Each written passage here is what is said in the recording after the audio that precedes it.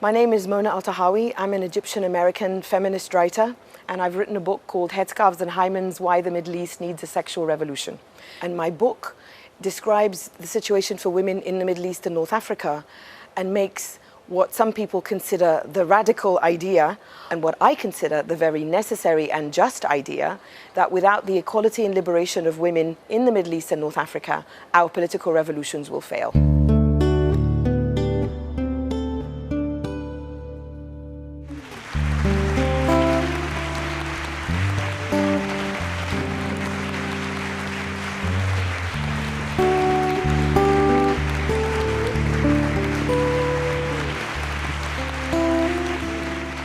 Mona, I've been following you for years, and this afternoon I tried to find a piece that you wrote years ago that I put aside because I thought it was interesting, but as things usually go, I couldn't find it. But I quote from memory. It's a piece you wrote, I think, about 2009, and it was about what you call the people's, especially men's, unhealthy fascination with what women have on their heads and between their legs. Yes. And you could say that this book was sort of an elaboration on that. Yeah, for a long time I've been following how Muslim women are perceived, and not just from inside the Muslim communities, the various Muslim communities around the world. I don't like the word or the phrase Islamic world, because it makes it seem like we're just one people and we're not monoliths, we're very diverse. So the various Muslim communities that I travel between, but also people outside of these communities. And when it comes to Muslim women, it's always about what's on our head and what's in between our legs. And so I began to say it, and I would say it during radio interviews. I think the one you read was probably about very soon after Obama was elected. Absolutely. And he went to Cairo, and he gave his now famous speech at Cairo University. And one of the ways that he was trying to show Egyptians that in the United States we believe in religious freedom, and a Muslim woman can wear a headscarf if she wants. And so I was invited to speak on NPR. They're kind of like the BBC. National Public Radio. Yes. National Public Radio. And they asked me, so Mona, what did you think, because everyone was presenting this as this great thing that President Obama had said. And I said to the presenter, well, I think that President Obama stepped into the trap that I call headscarves and hymens, what's on our head and what's in between our legs. And the radio presenter, because I said hymens on the radio, almost died. And she said, oh, okay. And I said to her, because, it's almost like it's a very lazy reflex to, whenever you're talking about Muslim women, to just talk about us in this context. And I'm tired of Muslim women being reduced to just our headscarves and just our hymens. And one of the points that I try very forcefully to make in my book is that we're more than our headscarves and we're more than our hymens, both inside our communities and for those looking from the outside. But still you call it headscarves and hymens. Yeah, because that's to capture that, it's a shock. I mean, the other day, I live on Twitter, as I was telling you backstage, and people tweet. And I can confirm this. I talk and tweet at the same time, right? And the other day, and people send me pictures of my book when they buy it, and it touches me greatly. And the other day, a woman sent me a picture of my book that she was reading on a plane somewhere in the US, and she said the flight attendants keep staring at me because I'm holding this book and it says hymens on the cover. So it's obvious that it does shock people, and that's what I wanted to do. I like to provoke, I like to shock, I like to find the things that shouldn't be said and say them, because I think that's a good way of of clearing the bullshit. Let's just get to the point. Well, you're doing a very good job in this book. Thank you. Saying a lot of provocative things.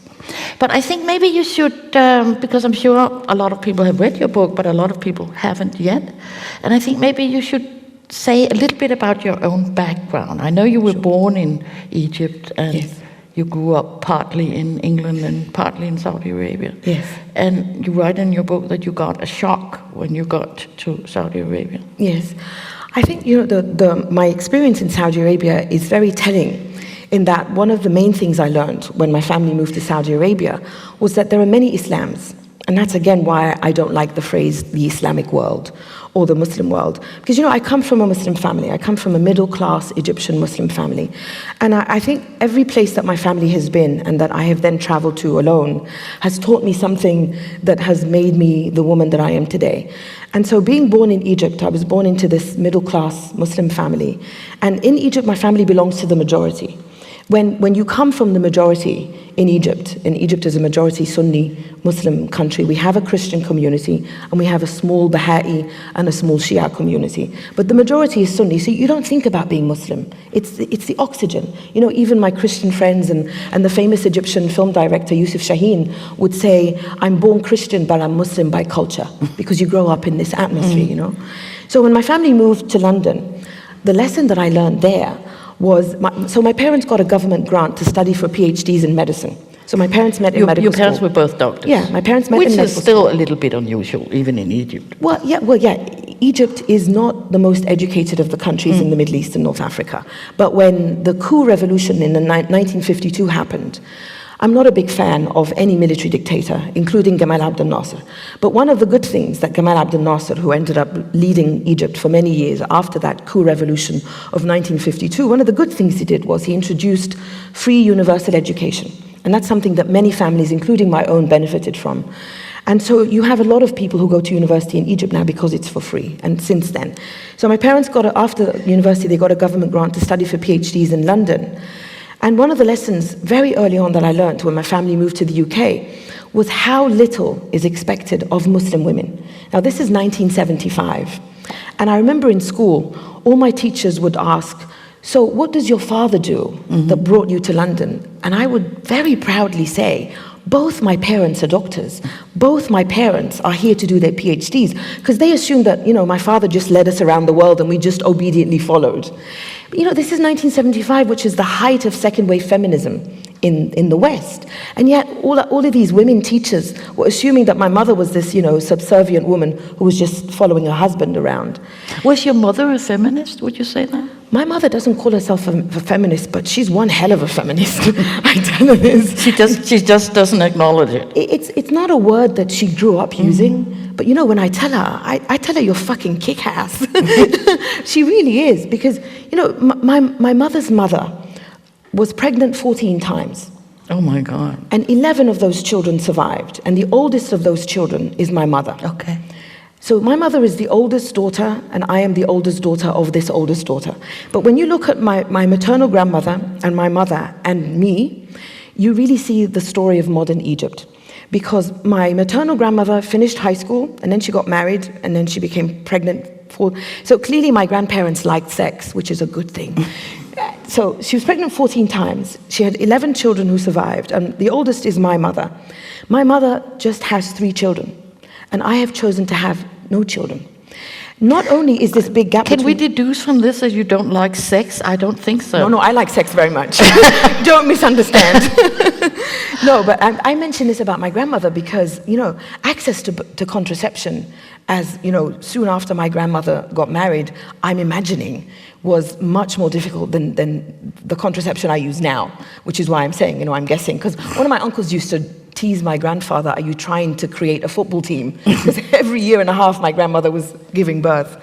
So when you look at that, that the big gap between my maternal grandmother who just finished high school and my mother was the first woman in both sides of the family to get a PhD. See that big gap there between them. And then there's a huge cultural gap between myself and my mother because I've chosen not to have children. I lead a life that many people would consider very controversial in that. I'm very open about sex and sexuality, but I'm also very open in the book about how long it took me to get to this very open expression of sexuality. And so now, when we have dinner, and I'm very close to my family, we have our arguments, obviously, and I can tell you later how they've reacted to my book. But whenever one of my male cousins especially comes over for the family dinner, because every week I have dinner with my parents and my sister and her husband. You all live in Cairo now? Yes, well, my parents are now visiting in the US, but I live in Cairo, and my sister and her husband also lived in Cairo, but they're now doing a PhD in the US. My brother and his family have been in the US for a very long time. So whenever one of our male cousins comes to have dinner, my sister and I talk about sex intentionally. And my mother's like, you're always talking about sex. What is it about sex? Why are you always talking about sex? And I tell her, because that's the revolution, Mama. That's the revolution. So you would just indicate, maybe you should talk about how you came to this point. Did your mother wear a scarf? Yes. A headscarf? She did. And my mother didn't for a very long time. No, because I was just going to say, when I visit Egypt and Syria and places like that, yes. I don't visit Syria at the time, but previously. Yeah. But a lot of women my age never wore a headscarf, yes, and got a shock when their daughters started, yes, wearing headscarves. Yeah, again, that the headscarf and the pendulum that swings back and forth between veiling and unveiling in the Middle East and North Africa is also kind of the story of the modern day history of that region. Because when my mother was at university, so she graduated in 1966, she would tell me none of the young women at university with her wore headscarves, except for the daughters or the women from the Muslim Brotherhood, who have been around since the 1920s. But so it was a tiny minority at the time. And then you see Egypt and the region as a whole kind of move into the 1970s, and there have been many things that moved that pendulum towards veiling. Because when you see all these old black and white films from Egypt, and Egypt is like the Hollywood of the region, women did not veil in the 1950s and the 1960s. And then there was the shock of the 1967 defeat against Israel. And then there was the growing conservatism as a result, because a lot of the religious fundamentalists blamed the irreligiosity of the Egyptian regime. Then you had a lot of Egyptians and people in the region moving to the wealthier countries in the Gulf, like Saudi Arabia, where they became influenced by a very conservative version. These are the Islams I talked about. When we moved to Saudi Arabia, I realized there's more than one Islam. The Islam that I was brought up with, in which my mother, for the longest time, didn't veil.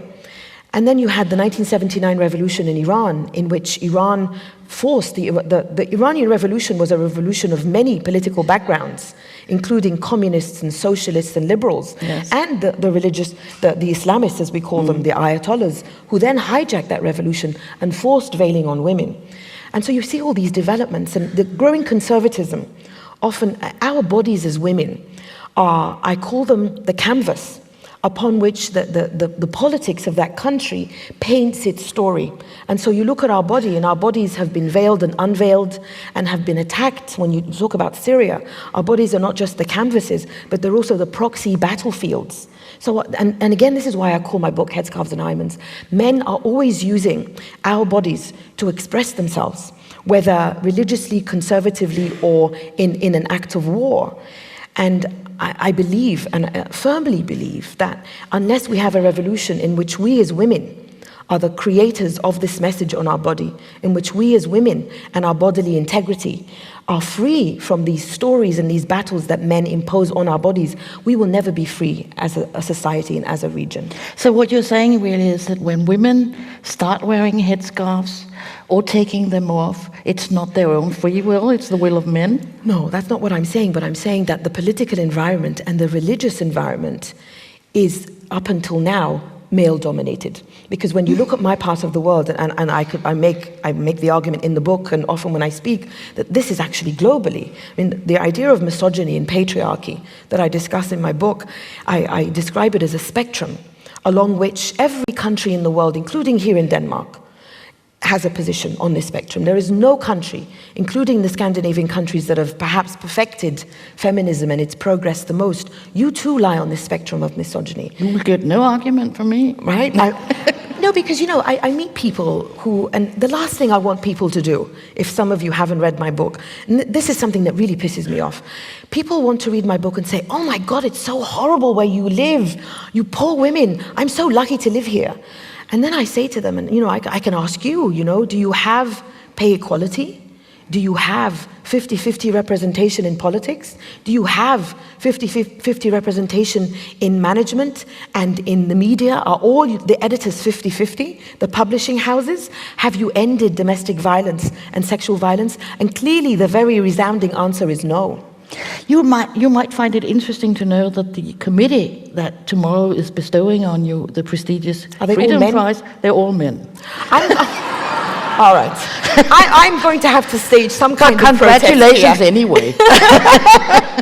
Well, I do get a special delight. And someone wrote this to me and said, that a so-called radical feminist is been honored by men. So, and you often hear, and it's really interesting to me, Luna, and can I ask you a question? Oh, yeah, sure. This is something that I keep hearing again and again, and it troubles me deeply about Scandinavia. And I was asked this today in an interview by a man from one of your leading newspapers. Apparently, the feminism in this country, in this part of the world, has emasculated men and terrified men.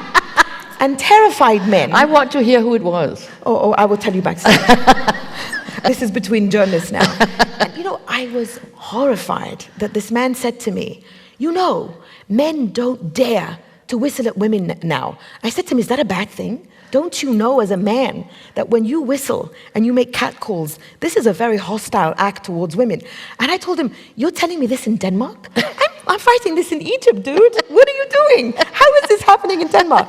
And then he's telling me, and I've heard this from other people, that Danish men are so scared that they can't flirt with women and they can't date women, and I'm supposed to feel sorry for them? I'm like, fuck that. Good.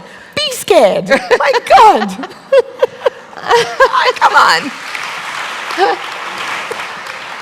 Well, I have to tell you that just as... it takes all kinds, as you know, and we have all kinds here as well. I think it's fair to say that we do have a number of very nice men, and some also have brains. And I congratulate you. And they're not scared. Good. Because, the idea is it's very interesting that this man should, or whatever we want to call him, should admit to being scared. Right, yeah. See, what really interests me here, this idea that, and the Norwegian author, Karl Ove Knausgård.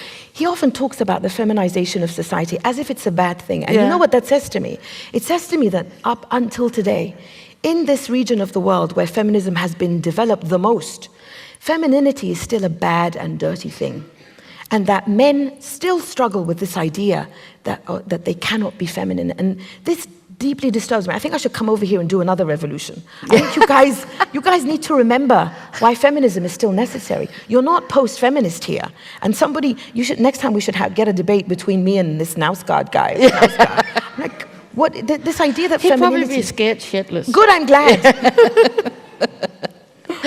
This is very interesting, but I really think we should get back. And let's go back to my book. Okay. But I'm glad you said this because it's interesting, and I won't forget to get the name of this guy, and I'll publish it. I wanted to ask you, why did you said for a long time your mother didn't wear a headscarf, and then she put it on. Yes. And why did she do that? My mother wore a headsscarf very soon after we moved to Saudi Arabia and went on the pilgrimage, the Hajj, of course. which is one of the 5 pillars of Islam. Women veil for many different reasons. I think that, again, one of these ideas that reduce Muslim women is the idea that all women veil for the same reason, either because they're doing it for religious reasons or they were forced to do it. And as I explain in my book, and as I've experienced myself, and when I look around my own family, the majority of women in Egypt now are veiled. And when you reach the majority of Muslim women are veiled, obviously every woman has a different reason. And some women do it from devoutness, and my mother is among them. So my mother, here's this woman who has a PhD in medicine and who's deeply devout. And she believes, as many Muslims believe, that when you go on pilgrimage, your sins are erased, and it's like you're born again. And so for those women who cover their hair out of devoutness, they believe that this is a religious requirement and that this is a way to avoid gaining sin. There was a time when I too believed this, but I stopped believing this, which is why I took off my headscarf, but it took me a long time. Which is one of the things that I mentioned in my book, that this idea of choice, that I chose to wear a headscarf, but it took me 8 years to be able to choose to take it off. This is something, again, that doesn't... And so when I talk about the headscarves and veiling, it's very important that we complicate the conversation. Because I think for too many people, the conversation around Muslim women is too stereotypical, it's too simple, and it's too reductive. And I'm a fan of complication, and I'm a fan of confusion, because we are complex human beings. But for some reason, Muslim women are among the last groups that we allow the full humanity to. And even though I have my own struggles with veils and my own struggle with headscarves, and I get into heated arguments with fellow Muslim women, it's imperative to me that you leave tonight and understand that the headscarf is not a symbol that is simple or reducible to this one thing. It's a very complex thing. But, you know, your book leaves me with the impression that you're really against headscarves. I am now. And the reason that I am now is because, so I wore my headscarf for 9 years. I began to wear it. Maybe this would be a good time for you to read about the passage. Yes, okay. We just remembered what we agreed on. We're having too much fun talking. You met a role model, a feminist writer. Yes. Yeah. So the backdrop to this passage that I'm going to read you is that I began to wear a headscarf when I was 16. I began to identify as a feminist when I was 19 because I discovered books and essays by feminists from the Middle East and North Africa that I mention in my book, so women of my own heritage. And while I still wore this headscarf, I described it as a feminist choice. And then I moved back to Egypt from Saudi Arabia. This was all in Saudi Arabia. And I went to interview a feminist journalist, and I was very happy to be meeting her because I was this young feminist who had just experienced feminism in books, and now I was experiencing real-life feminism. And so I sat down and I began my interview with this woman, and she looked at me and she said, so I will begin here. One day I interviewed a veteran journalist who was doing exactly what I aspired to do, using her writing to fight for women's equality. Why are you covering your hair? She asked me. For feminists that I had met from some of the feminist groups that I mentioned here, my hijab had not been an issue. So when this journalist brought up my headscarf, she blindsided me. I wasn't there to talk about myself, but I became Exhibit A as she explained the conservative forces at work against Egyptian women. Can't you see you're destroying everything we've worked so hard for? She asked me. At the time, I could not. I was such an enthusiastic, self-identified feminist, and the thought that I was letting the sisters down horrified me. But I've chosen to dress like this, I replied. That word choice again. What finally helped me part ways with the hijab was an anecdote my mother relayed from a conversation about me she'd had with a doctor who was a co-worker of my father's. It helped put to rest my conflict over the word choice. The doctor, asking about my brother and me, wondered if I was married. When my mother told him I wasn't, he replied, as she told me, "Don't worry, she wears a headscarf, she'll find a husband." Just like that, a piece of cloth had superseded me. Then I understood, as this man's patronizing confidence in my scarf had shown, that I wasn't the hijab poster girl I thought I was just a hijab. When I so quickly replied, "But I've chosen to dress like this," I had not considered men, such as that doctor, for whom my choice was irrelevant, just as my choice was irrelevant to the journalist. I realized that the journalist and the physician were on opposite sides of a struggle, and I knew that I did not want to be on the side of the doctor. The week I finally decided to stop wearing a headscarf, I had just finished my graduate studies in journalism at the American University in Cairo. You could count on maybe 2 hands the number of women in headscarves at AUC during the time I studied there from 1988 to 1992. In those years, I was in the headscarf-wearing minority off campus as well. My 2 biggest challenges on the day I parted ways with my headscarf were first, telling my family, who had pressured me to keep it on during those 8 years of struggle, and second, getting a bad haircut. I did not want anyone to think I'd taken off my headscarf for vanity's sake or to attract men. My feminism at the time meant I did not wear any makeup, did not pluck my eyebrows, and I rejected femininity with a passion, except for skirts and color-coordinated headscarves. So the last thing I wanted was to look good after I took off my hijab, and the best way to guarantee that was to go to a female hairdresser. In Egypt, at least before the majority of women began to wear the hijab, hairdressing was considered a profession of ill repute for women and was dominated by men. So I went to a local hairdresser and asked for a woman. They asked if I was sure, and I was adamant. Wonky haircut secured and wearing my headscarf just halfway up my head, I went to pick up my sister from school where I knew my mother would join me. As we waited for the girls and boys to dash out, I told my mother nervously what I'd done. Those final days of my struggle with the headscarf took place during a heat wave, and I used the weather as an excuse to hide at home for a few days, putting off the delivery of my news to friends and peers.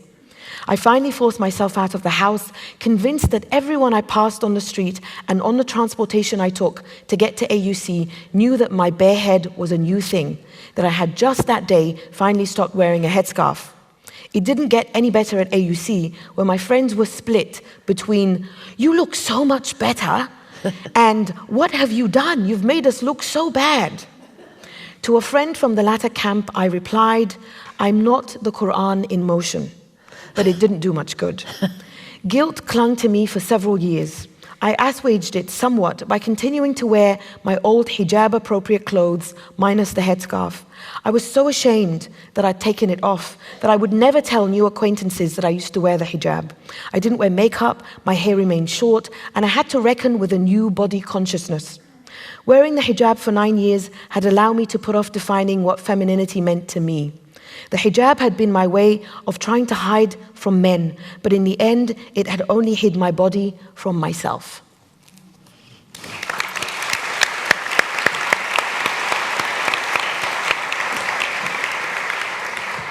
So, looking at your hair, I gather that you've stopped going to female hairdressers. A friend of mine told me the other day, "This is the most uncovered hair I have ever seen." So yes. You could say that. So how did you come to this point where you felt comfortable without your headscarf and you felt comfortable in what I would refer to as normal clothes? Well, I mean, I have a huge problem with this word normal. I reject normal when it comes to sexuality, when it comes to clothes, when it comes to behavior. The way I want to look. That's a very difficult sentence. How did you come to the way you want to look, clothes? Yes. Okay. But in the way that we say, how did you define your sexual orientation? How did you define your self-identity? Because I struggle with the word normal because I wonder who creates the word normal. Yes. And what is the default against which I am abnormal? So I never wanted to indicate that. No, I understood, but this is why I honestly, I vehemently reject the word normal. So I came to look the way that I wanted to look through years of struggle, because, like I said, it took me a really long time to get over the guilt. And, one of the things that I find necessary, absolutely necessary, and I mentioned in my book, is the conversation over what it means to body image. Because when we talk about body image, we often talk about body image when it comes to things like weight, women's weight. And we don't talk about body image when it comes to the hijab. And this is actually a conversation I would love to have with an ultra-Orthodox Jewish woman. Because as you know, ultra-Orthodox Jewish women also abide by a modesty code by which they cover their hair with a wig and wear loose, long clothes, very similar to Muslim women, and also a nun. This would be a conversation I'd love to have with those three. Because we often don't talk about what it's like to all the time cover your body, but then be aware that underneath that covering, there are breasts and there are hips and there's a backside and there's a vagina and there's all these things and there's a sexuality. How do we have all of these things working together when the modesty that I'm supposed to abide by and reduces me to my headscarf and hymen gives me very little room. So when I took off my headscarf, I had to do this reckoning. I had to say, you know what, I have breasts. And they're eventually going to show because my clothes are going to get tighter and tighter. And I'm not always going to wear these loose-fitting clothes.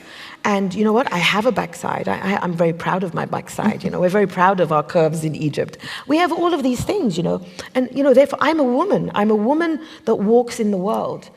And in doing this walking and reckoning with men in Egypt, in an environment in which street sexual harassment is now an epidemic, not only does that force the reckoning for me, but it forces the reckoning for them. And when we impose these modesty codes on women, be it Jewish women, Muslim women, and in the Christian women. In the United States, it's the purity culture, that also imposes modesty on girls and virginity. What we're doing, I believe, and this is why I now reject it, because you asked me, why do you now reject veiling? Even though I took off my headscarf when I was 25, and I'm now 48, so that's 23 years ago, it's no lie to tell you that I have been obsessed with the headscarf and veiling for every minute of those 23 years, because as a Muslim woman and as Muslim women, we do not get time off, because people, all they want to talk about is veils, and we're obviously more than our veils. Again, in our community and outside, it's exhausting.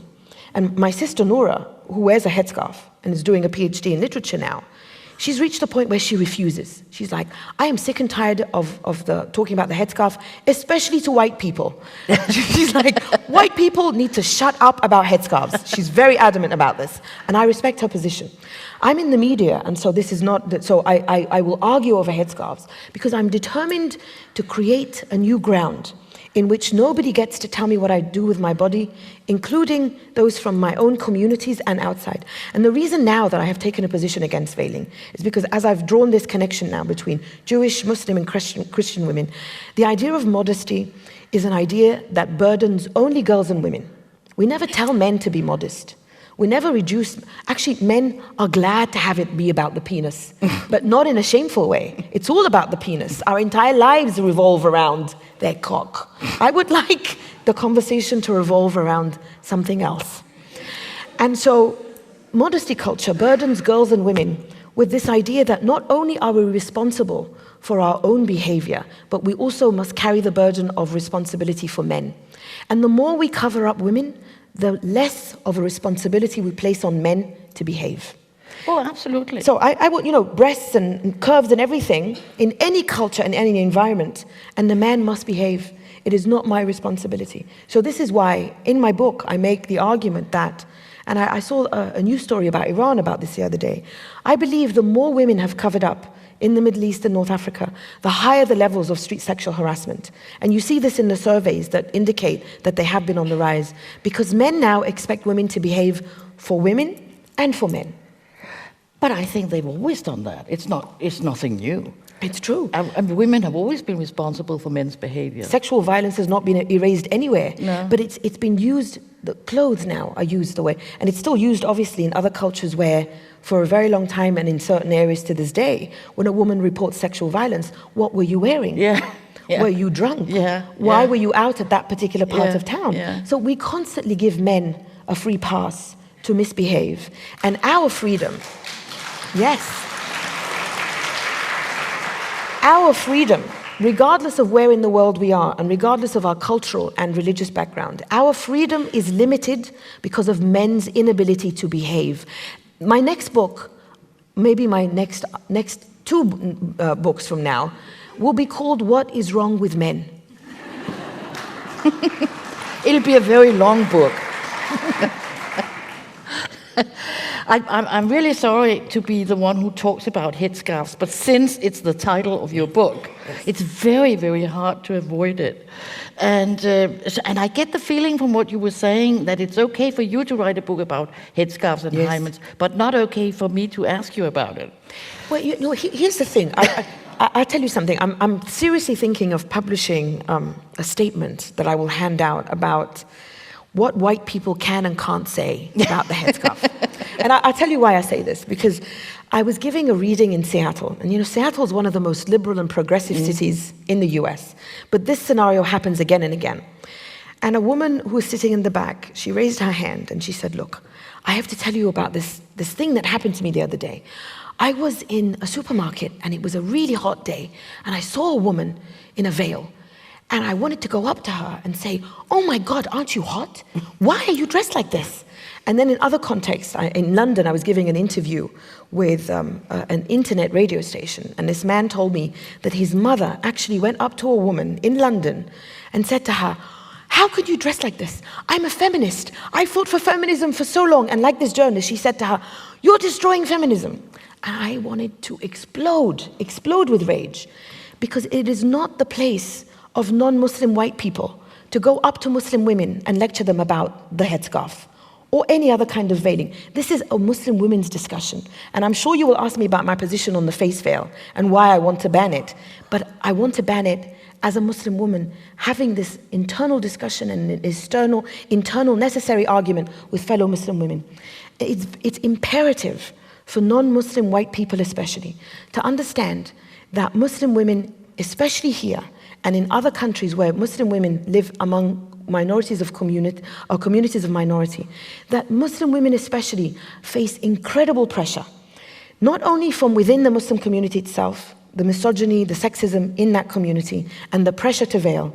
But they also face the misogyny of the community at large. They also face the racist shit that they get from the Danish People's Party and other right-wing lunatics in your country, and the xenophobes and the Islamophobes. To be a Muslim woman living in a minority community is to walk through hell.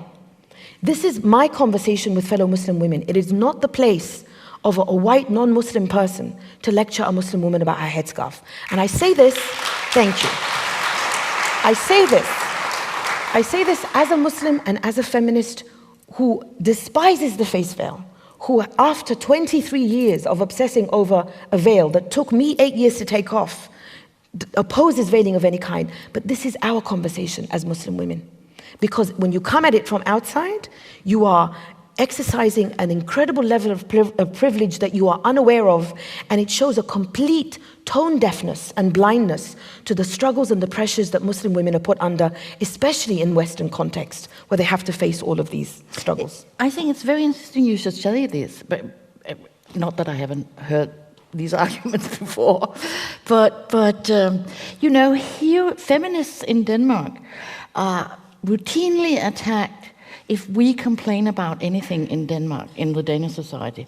And the criticism is always, why are you complaining? You should take an interest in your Muslim sisters who have these terrible conditions under which they live.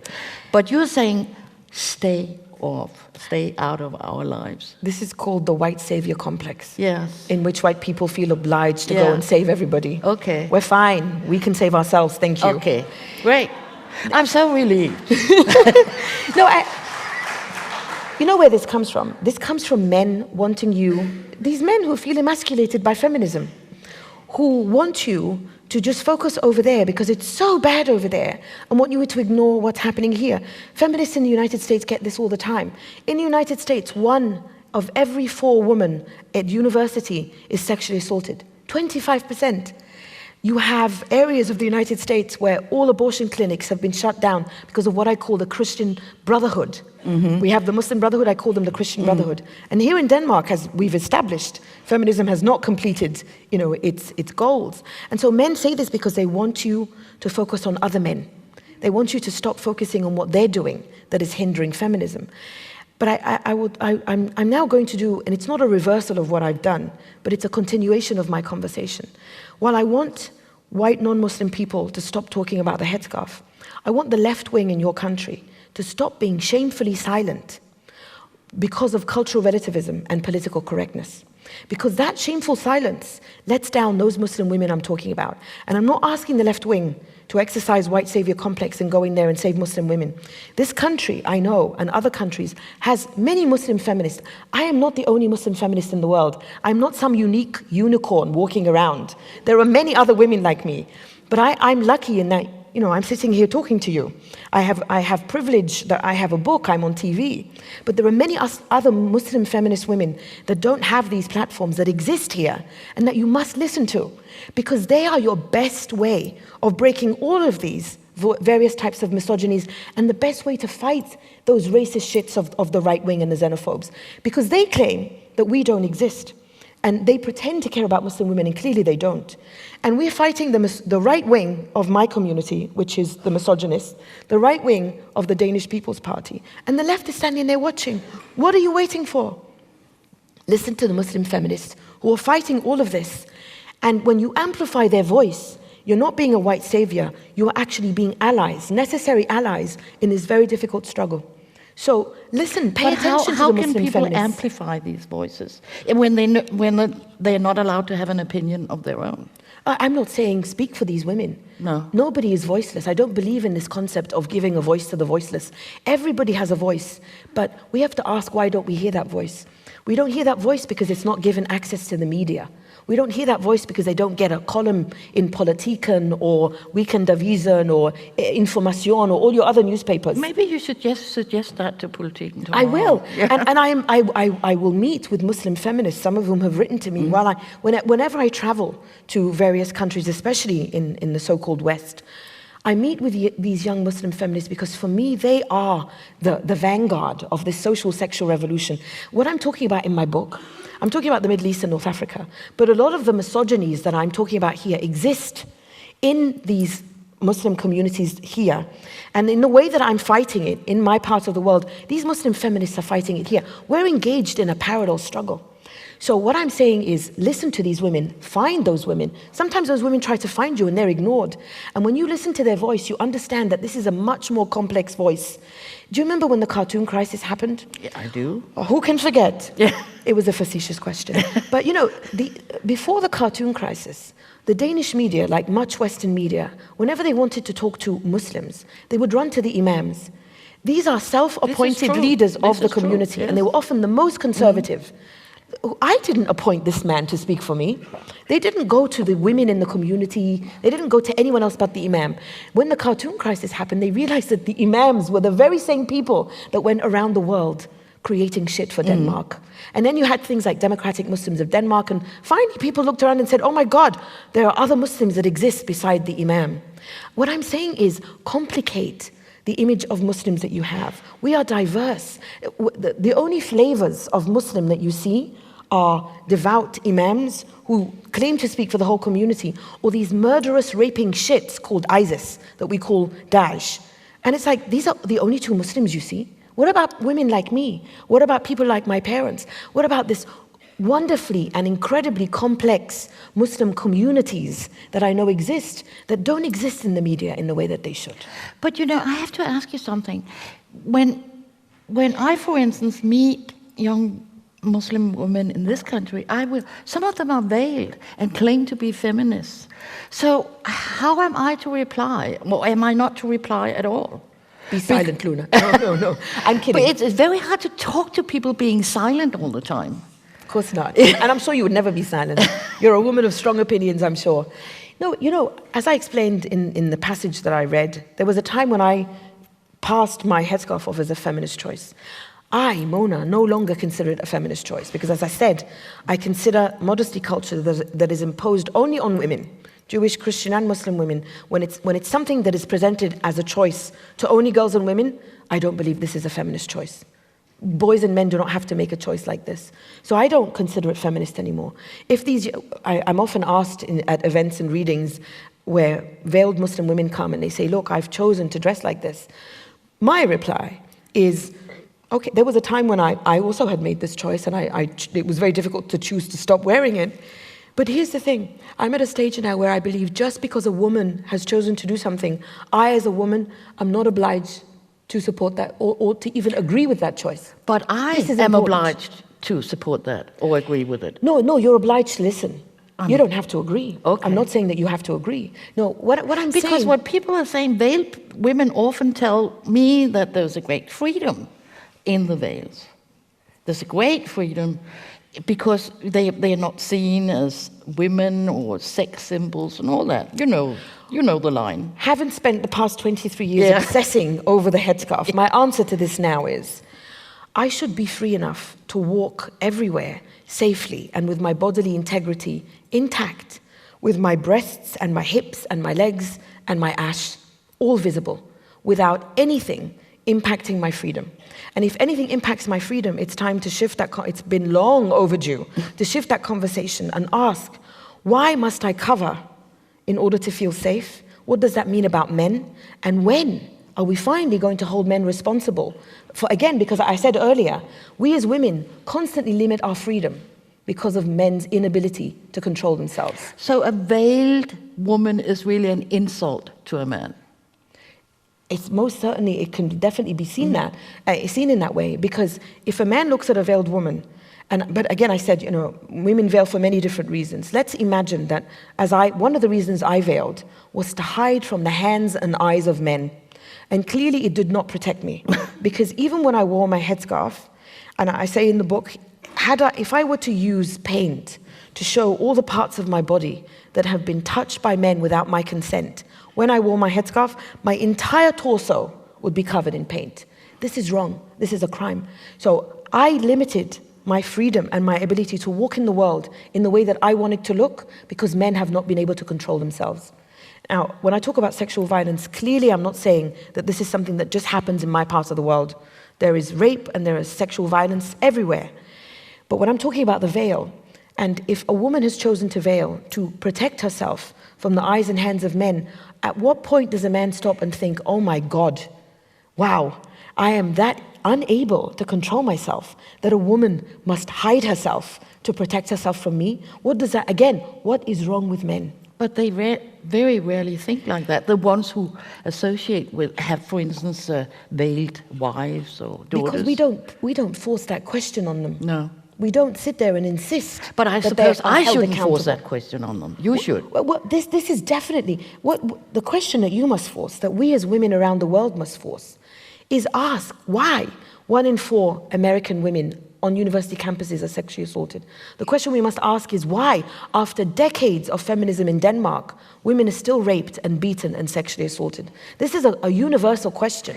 My question is about why we think the veil would protect us from this. I actually interviewed this, you might find this interesting. I interviewed a police officer very high up once about why men hate women, and he said because they can. Exactly, because they can. You know, that reminds me of another police officer. This was a police commissioner in Toronto, Canada, of all countries. You know, we often think as Canada as like the polite, decaffeinated cousin of America, right? I mean, the poor Canadians, right? I mean, like, who cares about Canada? Sorry, Canada. But no, I mean, Canada's a wonderful country. Canada has universal healthcare. Canada has a long and proud history of a feminist foreign policy that isn't always successful. But Canada, much like many governments, including Sweden and others in this part of the world, and the UK and the US, shamefully sells weapons to dictators that it knows will use those weapons against its people, including my regime and the regime in Saudi Arabia and others. So Canada isn't perfect. Nonetheless, that this Toronto police commissioner, he actually went on record and said that the reason that women get raped is because they go out at 3 a.m. wearing short skirts and high heels. And in response, this is Canada, okay? This isn't Egypt, this isn't Iran. This is a universal problem. What is wrong with men again? The response to this is what some of you might have heard of, which was the slut walks, in which women started holding these protests, in which they dressed in short skirts and so-called, revealing clothes and high heels, and some of them wrote slut on their body, because this is an affront to women. This is the police. This is the very man who's supposed to protect women from men's inability to control themselves. In Canada, in the 21st century, again, what is wrong with men, including the men who are supposed to protect us from these crimes? Actually, when I was young, the head of police said in an interview with me about rape, he said, well, we all know that women sometimes mean yes, even though they say no. So, see, and these are the men that I don't think that would happen today. Well, that's good. Because he might say it. He might say it in private, in a bar with his cronies. Yes. But he wouldn't say it in public. And I consider that progress. It's progress, but you know what it reminds us? It reminds us, like with racism, sexism is not dead. We're not post anything. And if anything, what has happened is now the misogynists and the rapists, and the racists, they have learned that in certain environments, it's not correct to say these opinions out loud. But these opinions exist. These opinions exist because we're not holding men accountable for their inability to control themselves. Well, anybody who's in any doubt can just go on Facebook. Yes, social media is awash. It is. In unbelievable hatred and threats of violence towards women, yes. I think maybe now that we're having this cozy conversation, it would be a nice time for you to tell us about when you were arrested in Cairo in 2011. Yes. When the Egyptian revolution began in January the 25th, 2011, I was in New York. I didn't live in Egypt. I'm an independent writer who's not wealthy by any stretch of the imagination, and I could not afford a ticket to go back to Egypt. So I had to watch the revolution from New York, but I was happy to engage in what I call the media revolution in support of the revolution back home, because it meant that I was on TV. I was on, I think I was on Deadline speaking with Adam Holm, who interviewed me today for Deadline next week, speaking about the revolution from New York. And it actually ended up being very important because Americans are very ignorant about what's going on in Egypt. And they think that Egypt is a country of just, pyramids and Cleopatra, and that, Mubarak is our friend.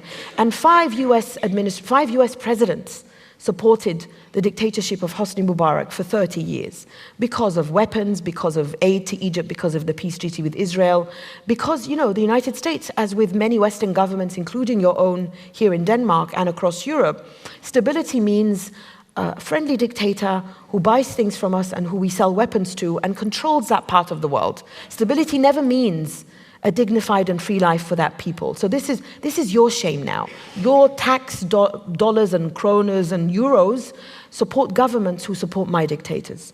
So perhaps you need a revolution in which you hold your own governments accountable. Anyway, back to my revolution. We call it elections. Well, do better. Couldn't agree with you more.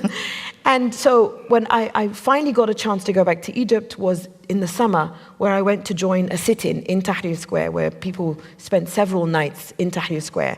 And then I went again in November of 2011 to join protests on a street that is now an icon of the revolution called Muhammad Mahmoud. And that street, ironically enough, was the street where my university, AUC, the American University in Cairo, was. And so I would go to that street every day for many years. And here I was, in these iconic protests between us, the revolution, and the military and the police. And I went there with an activist friend of mine, and we ended up being entrapped by plainclothes security, who then waited for the riot police to come and get us.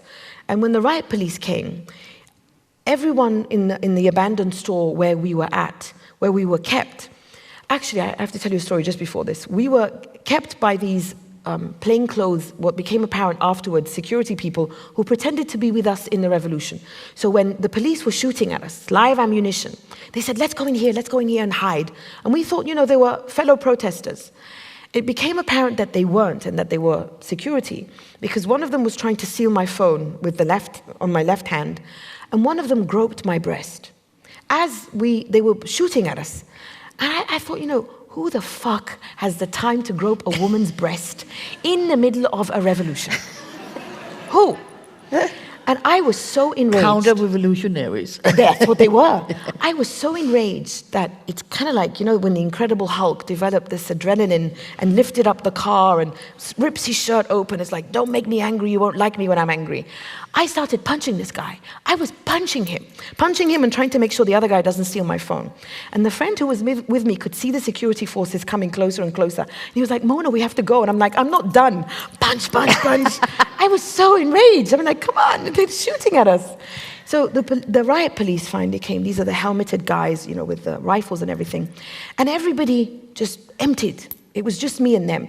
And I have to tell you that, as a feminist, I'm not proud of saying this, but I looked around and I thought, you know what, it's just these 4 or 5 riot police, and it's just me, a woman.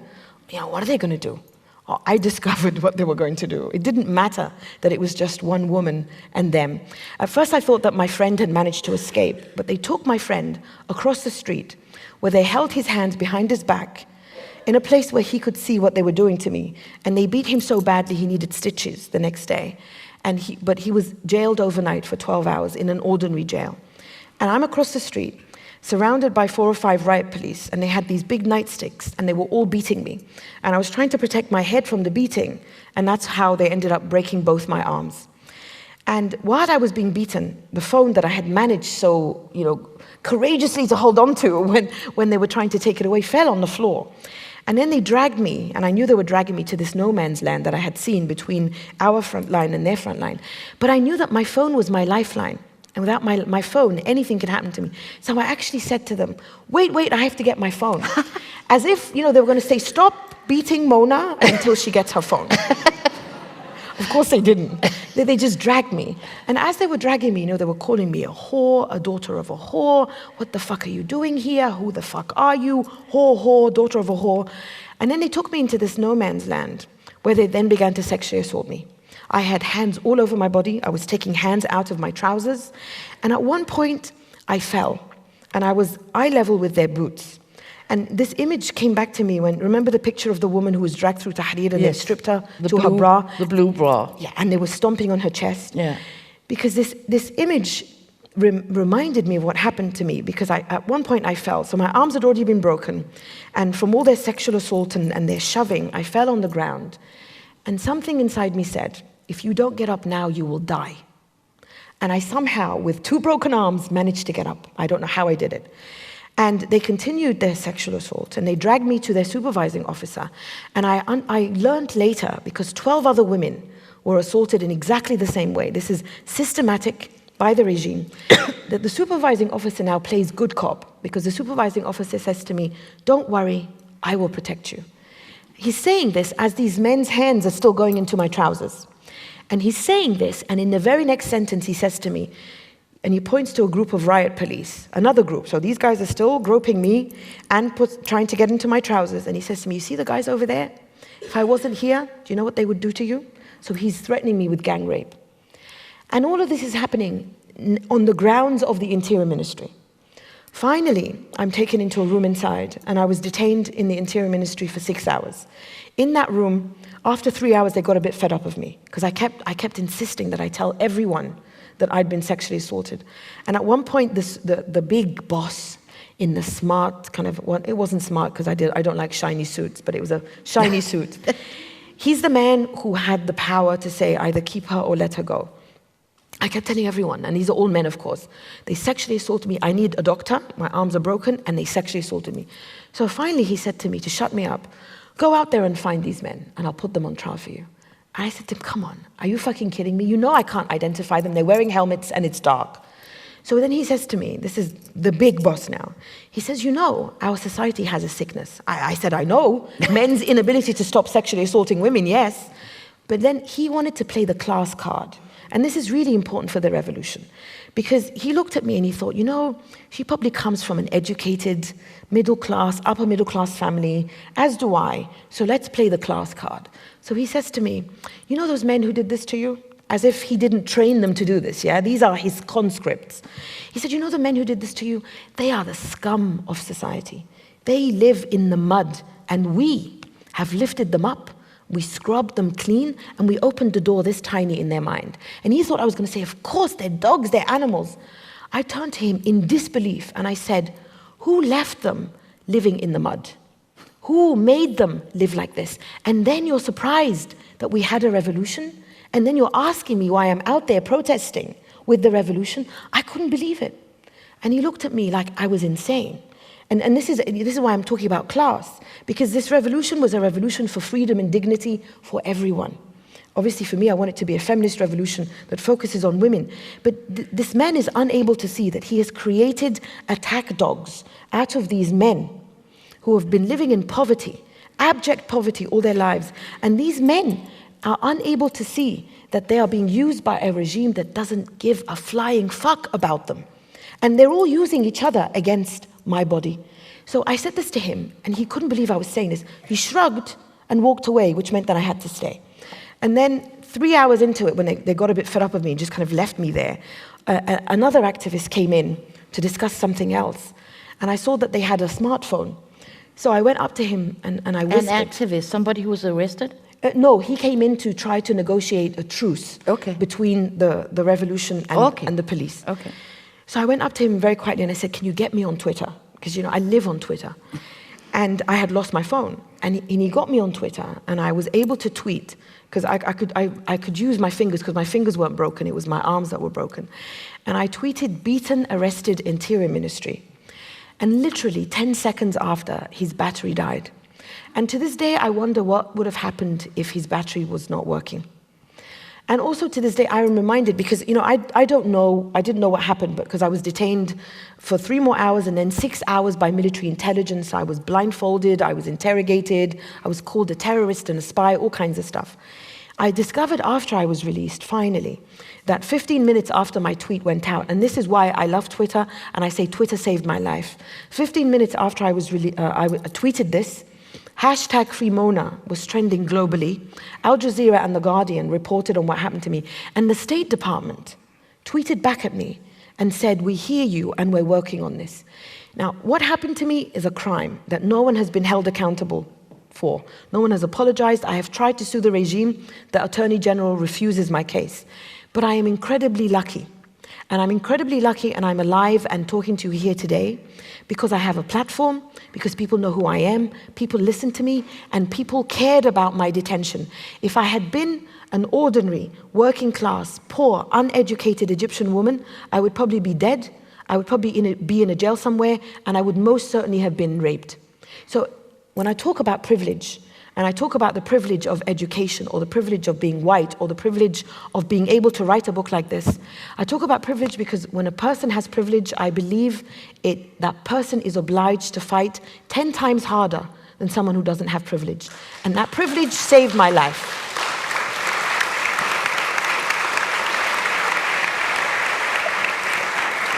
Thank you. I love you too. I think you're right. I'm sorry? I think you're right. Yeah, well, Yeah. That's the revolution, Lone. Yeah. Yeah. Tell me, yes, we have to get back to the book. And you started talking about what were the reactions of your family to it must have been quite some cozy family dinners you've had over this book. You bet. You know, at the end of 2010, I wrote an essay called The Me Monologues. And I wrote this essay because I had a column in a magazine called The Jerusalem Report. And I would write a column for them once a month, and I was late. I'm always late with my deadlines. I'm one of those journalists that is always late. And I had to write a column quickly. So I wrote this column very quick. I didn't even think twice about it, in which I mentioned that I had had sex before I got married. But, you know, everybody knows. Did you get married? Yeah, a brief, disastrous 2-year marriage that will never be repeated. Okay. Never again. Okay. But yes. But even before the disastrous marriage, you had sex? Yes. Okay, good. Eventually, finally. Yeah. But I explain in my book how long it took. But anyway, so it took a very long time. It really did. And I'm sad that I waited so long. But anyway, you have to read the book so you can understand what I'm saying. Buy my book. Anyway, so I said this kind of throwaway sentence because, you know, this don't ask, don't tell policy that they used to have in the US, where you could be LGBT in the military, but just don't ask, don't tell. This is how Egypt works. Don't ask, don't tell. You do things, I know you do them, I'm not going to ask about them, don't tell me. So I knew that my family knew I was having sex, but they don't ask and I don't tell. Anyway, so I just mentioned this one line in this essay, and I forgot about it. And then the revolution began, and I was so busy with all these media appearances. And one day I was in a drugstore in New York. I still lived in New York. My sister calls me up. My parents and my sister at the time lived in the US. She goes, "What have you done?" I'm like, What have I done? She goes, "I have never seen our father so upset." I'm like, "Oh my God, what happened?" She goes, "Your essay." I go, "Are you kidding me?" And my essay really upset my family because I told. And I didn't just tell in a magazine. I posted it on Facebook, and I posted it on Twitter. Every aunt and uncle and cousin and 90 million Egyptians now know Mona had sex before marriage. Oh my God. In Egypt, we have this phrase, Eltahawy. That means, fuck. Oh my God. So I did that, you know. So this was in 2010. And it was a really difficult time for me and my family. And, you know, we managed to go through it, in which we had very difficult conversations about my writing and how much they struggled with my writing. We managed to push through. It took a few months, but we pushed through. But then I'm convinced that they saw with the revolution and my involvement with the revolution and my sexual assault and my discussion of my sexual assault and how my gut is involved in this revolution, something began to shift in my family. And so when I was writing this book and all these conversations where my sister and I, we hijack our male cousins and we want to talk about sex and how do you treat your girlfriends and what do you think about if a woman isn't a virgin? And my mother's like, stop talking about sex. But anyway, so before I went on a book tour for my book, I thought, you know, these weekly family dinners, I thought I have to set the stage. So I said to them, okay, look, you know, I have to talk to you about my book. And they go, uh-oh. My mom says, you know, your title is enough of a disaster. I said, okay, but we have to talk about my book. So I said to them, look, I love you. This is going to be a very difficult book for you to read. And you don't have to read it. And there are parts you will not like. And please don't read chapter 6 because it's going to be very difficult. And you don't have to read it. But I said to them, I want you to know that I did not write this book to hurt you. Because I love you, but I wrote this book because I had to write this book, because this book is my revolution. But don't feel obliged to read it. My mother said, I'm going to read every single word in this book because I want to see what my crazy daughter has done. And then my father said, look, we might not agree on everything, we know we don't, but we love you and we're proud of you and we're proud of your courage and we're proud you wrote this book. This is my father now who was really upset with my essay. That's why I'm saying the revolutions in the region began something irreversible. I've seen it in my own family, where my father had a really hard time with this essay that I thought would be nothing. And here he is telling me now, we might disagree, but we love you and we're proud of your courage, because they've seen the price that we've all paid. And my sister, who's 19 years younger than me, if I had had children, she could have been my daughter. So she's like my daughter friend, you know. My sister, it's not easy being my sister.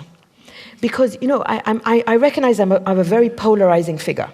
You either love me or hate me. There's very little gray ground with me, and I like that.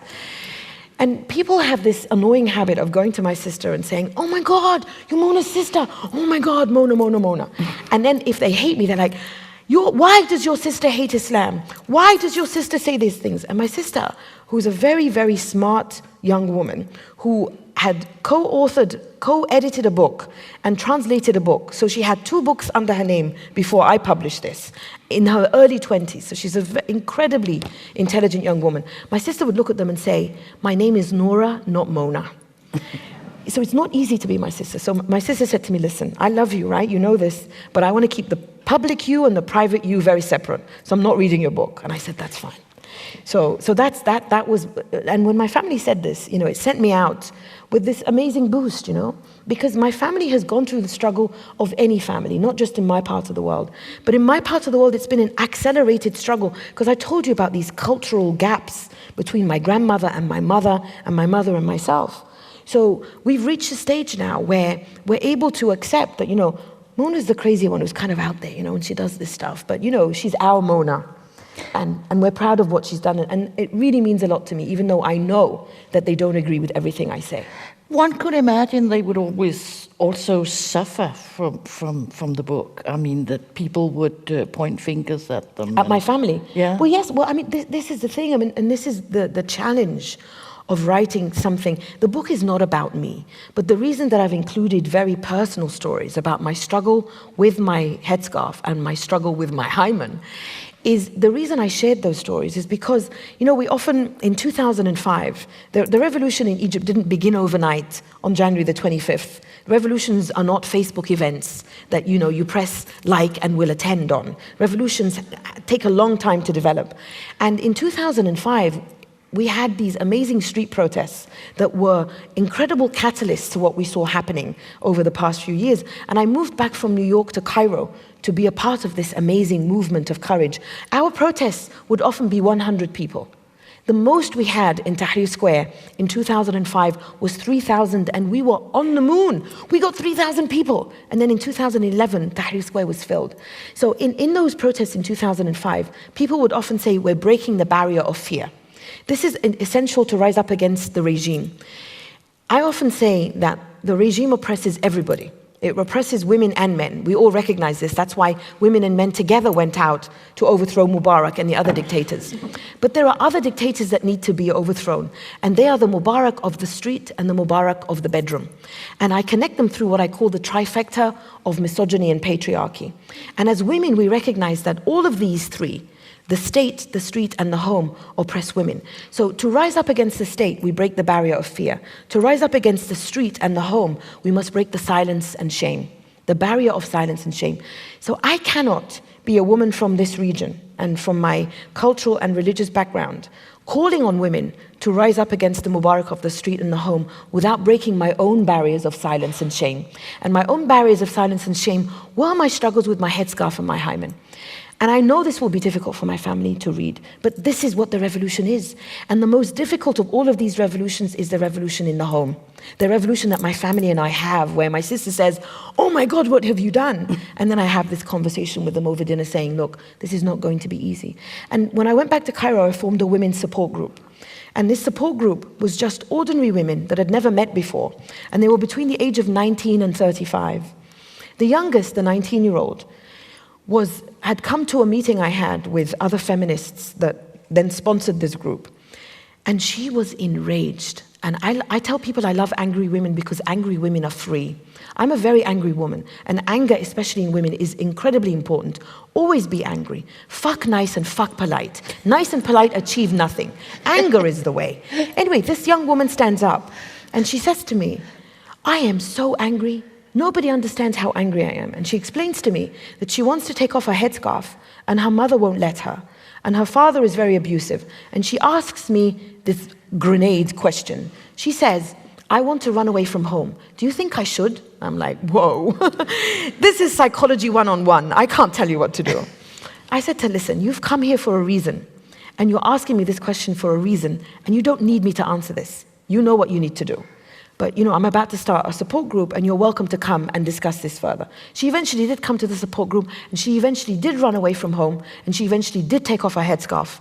But because she's only 19 and you don't come of age in Egypt until you're 21, her family took her back. So she's still engaged in this struggle. But when in the support group one day, I was making a documentary for BBC World Service Radio about women in the revolution, and I traveled across the region, and we interviewed the women for the documentary. And she was sitting next to the oldest member of the group, a 35-year-old. This 35-year-old, because of the revolution, she told me, and she told the group, she took off her headscarf. Because I know at least 10 women who've taken off their headscarf since the revolution began. And many of them directly connect what they call my freedom struggle with my country's freedom struggle. One woman has written on a blog that I took off my headscarf because I realized I had to free myself before I free my country. So this 35-year-old, she said what the revolution did for her was she removed her headscarf because she believed that's what her personal liberation is. She told her mother, because her family prohibited her from traveling alone, I'm going to go to Dubai by myself when she was 34. So she was listening to this 19-year-old talk about how she ran away from home, took off her headscarf. She turned to her and she said to her, how do you do this? You're only 19. How are you able to stand up against all these things? It took me until I was 34. This is the revolution at home, in which women share these stories and encourage each other and realize their own power.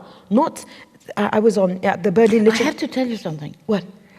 Time is running out. Oh no! And I want desperately for you to read these poems. That you have the in poems. book. Okay. Yeah? Forget the Berlin Literature Festival. I will read the poems. Should I read them because with some background? This is Yes, what you women. were talking about, Exactly. the conspiracy of silence. Exactly. And you write that you're so happy that you found these very old poems. Silence and shame, as I was saying, the taboos of silence and shame. And when people ask me, why did you subtitle your book, Why the Middle East Needs a Sexual Revolution? I've talked about how we need the social and sexual revolution because of the street and the home. But also, it's important to talk about sex. It's important to talk about sex because that silence and that shame tries to make it seem, and again, this is universal, but I'm talking about it in my own context now, that sex is something that women give and that men take. And that women's value lies in this most fragile and non-existent membrane called the hymen.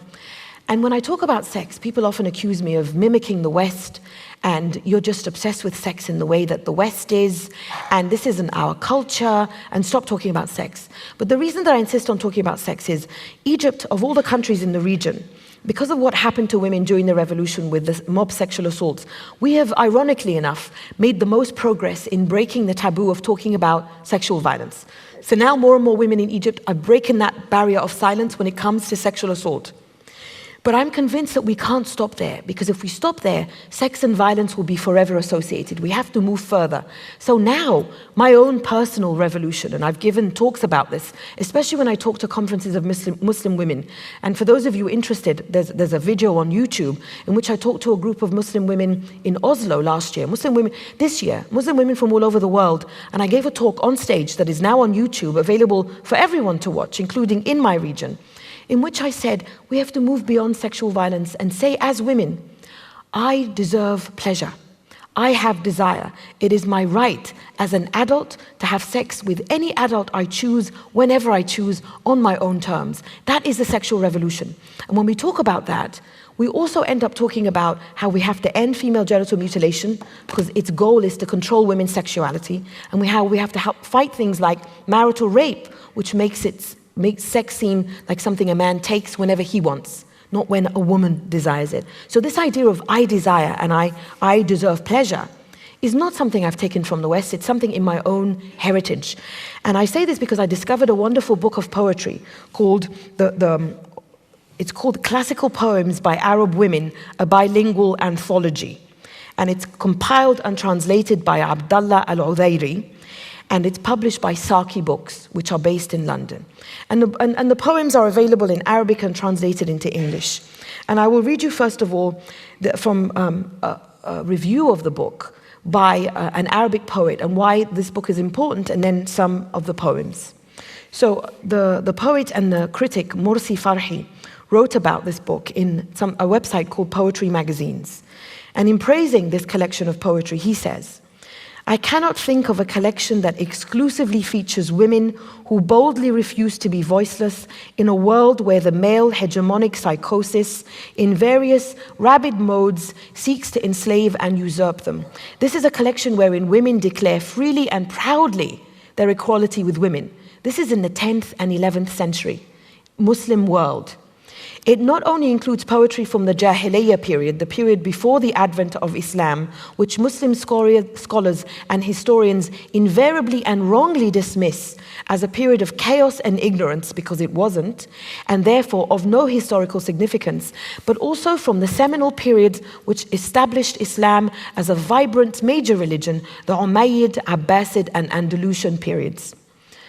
The collection, and now I'm speaking, the collection's range of female poets from radically different eras is extraordinary, as is how fearlessly they speak about their desires. From the Umayyad Caliphate, that's the years 603 to 750, so this is the 7th and 6th century actually, much earlier than I said. There is Dahna bint Mash'al as she reprimands her husband. This is a part of her poem. "Lay off. You can't turn me on with a cuddle, a kiss, or scent. Only a thrust rocks out my strains until the ring on my toe falls on my sleeve." So she's saying basically, fuck me hard. And Bint al-Hubab, boasting of her adultery, she says, "Why are you raving mad, husband, just because I love another man? Go on, whip me. Every scar on my body will show the pain I cause you." From the Abbasid period, which was from the years 750 to 1258, here is Safiya al-Baghdadiyya. "I am the wonder of the world, the ravisher of hearts and minds. Once you've seen my stunning looks, you're a fallen man." This is a body-proud woman, as we say. And finally, I'timad al-Rumaykiyya from the 11th century, who implores her lover with no compunction. She writes, "I urge you to come faster than the wind, to mount my breast and firmly dig and plow my body, and don't let go until you flushed me thrice." In modern terms, this would be called a booty call.